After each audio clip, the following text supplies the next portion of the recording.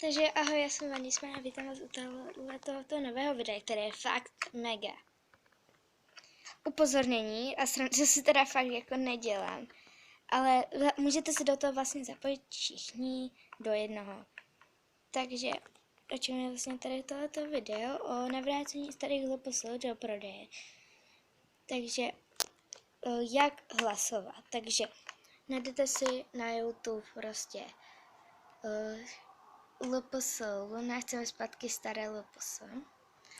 Potom budete projíždět dolů, až narazíte na tady tuhletu SHC kočku, která já tomu ty dám s bleskem, takže tam je taková fialová tečka, ale jinak je taková hnědá se zelenými očky a některými vroubky.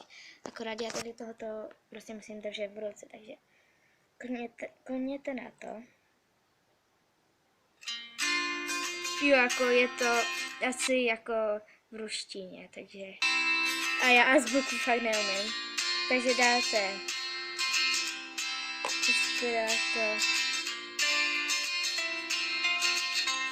rozjedu v nové záložce. Mě to sere. Pardon, jako za ty. No a prostě vyjede vám tady tahle stránka. Vidíš? Vidíte? Tohle jsou staří a tady tohle jsou prostě... A musíte dát prostě 5000 hlasů, to dáme, nebojte se. To dáme!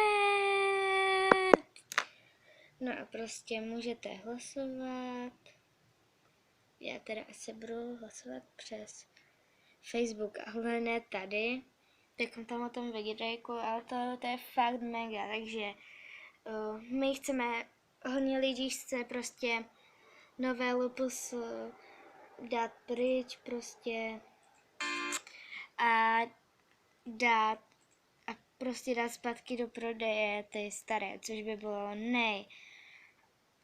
A vidíte, je o tom strašně hodně těch videí, nespočet, máme ještě další 3 stránky a tady máme třeba další videjko o tom. Tady. Dneska jsem tady se speciálním hostem Starou. A vidíte, nevím, jestli to tady. No a to je jedno, takže dávejte, ať prostě jdou do prodeje, protože ti budou mega. Bože, já se zblázním. Takže já už radši půjdu, jinak já prostě vám zničím celý život, protože už asi žít ani nebudete. Takže ahoj!